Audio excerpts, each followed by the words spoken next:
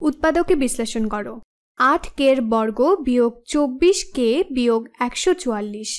প্রথমে সরল করতে রাশির পদগুলো আমরা দেখে নিই। এখানে সবগুলো পদই 8 দ্বারা বিভাজ্য।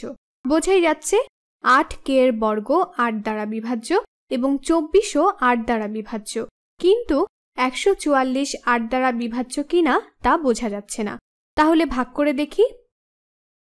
8 144 এর মধ্যে যায়। এখন 8 14 এর মধ্যে একবার যায়।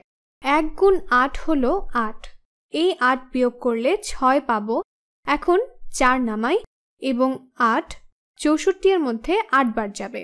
তাহলে 8 144 এর মধ্যে 18 বার যায়।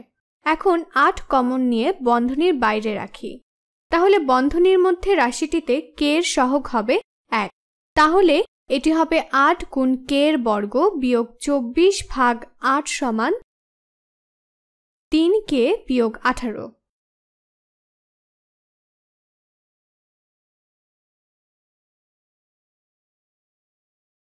এখন আমাদেরকে এই অংশটির উৎপাদক বিশ্লেষণ করতে হবে। খেয়াল করো, যদি কোনো কিছু x এর বর্গ যোগ bx যোগ c আকারে থাকে, যেখানে একটি মুখ্য সহগ 1, এখানে বন্ধনীর মধ্যে k এর সহগ 1 আছে এবং এটি আমরা কয়েকটি উপায়ে করতে পারি। কিন্তু আমাদের দরকার দুটি সংখ্যা যার সমষ্টি x এর সহগের সমান হবে। তাহলে দুটি সংখ্যা যার সমষ্টি হবে ঋণাত্মক 3 এবং যাদের গুণফল হবে ধ্রুব রাশির সমান এবং যাদের গুণফল হবে ঋণাত্মক 18 এর সমান। তাহলে ঋণাত্মক 18 এর উপাদানগুলো নিয়ে চিন্তা করে দেখি মজার কিছু করা যায় কিনা।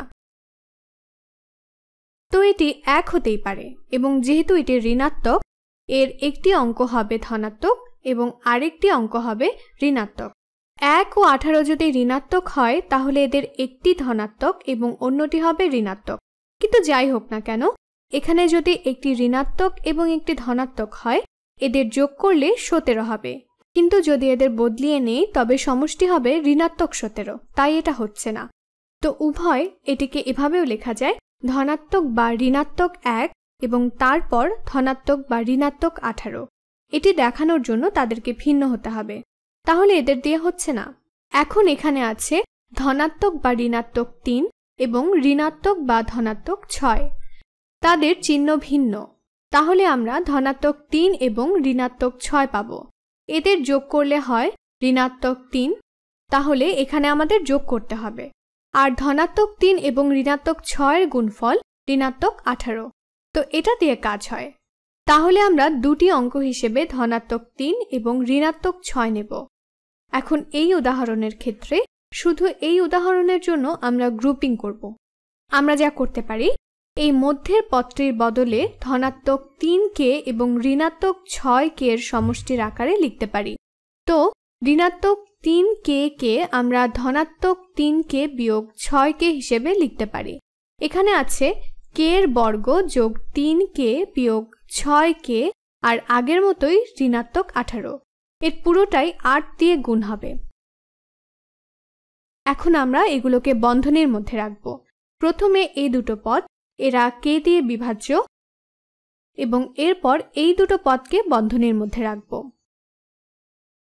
তারপর 8 গুণকে আরেকটি বন্ধনীর বাইরে রাখতে হবে, যেহেতু আগেই দুটি বন্ধনী ব্যবহার করেছি। এখন এই পদ থেকে একটি k আলাদা করি। তাহলে k গুণ k যোগ 3, তারপর যোগ এবং এখানে আমরা 6 কমন নিতে পারি। ভিন্ন রং নিলাম। তাহলে এখানে ঋণাত্মক 6 আলাদা করলে হয় যোগ ঋণাত্মক 6 গুণ k যোগ 3। এখন আমরা একটি k যোগ 3 আলাদা করব। তাহলে থাকে k গুণ k যোগ 3 আর ঋণাত্মক 6 গুণ k যোগ 3।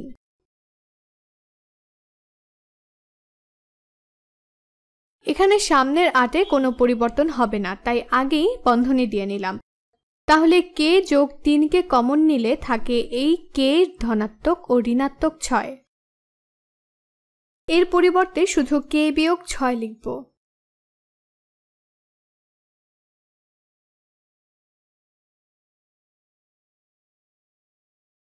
আমরা k যোগ 3 আলাদা করে ফেললাম।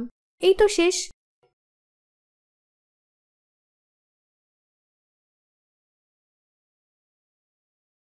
আর এটি আবার 8 গুণ k যোগ 3 গুণ k বিয়োগ 6 এর মতো। এই তো আমাদের করা হয়ে গেল।